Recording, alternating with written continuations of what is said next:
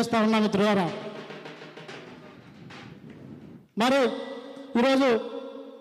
ఇంత గొప్ప కార్యక్రమం నిర్వహిస్తూ ప్రతి ఏటా ఒక గొప్ప మహానుభావులను స్మరించుకున్నామంటే మానవాళికి జ్ఞానం నేర్పిన బుద్ధుడి బాటల పయనిస్తాం, ప్రజలందరి సుఖశాంతులు కోరిన అశోకుడై పాలిస్తాం, మనువాదపు సంఖ్యలను తెంచ మహాత్మ జ్యోతులు వెలిగిస్తాం, సమతల మమతల రాజ్యము కోసం అంబేద్కరులై గర్జిస్తాం, చేరదీసినకు చదువు నేర్పిన పవిత్రి పూలేలై పూస్తాం, అజ్ఞానపు చీకట్లను తరుమ అక్షరమాలను మెడలేస్తాం, ఏకలవ్యుని బొటల వేలులై కలబడి నిలబడి గెలిచేస్తాం,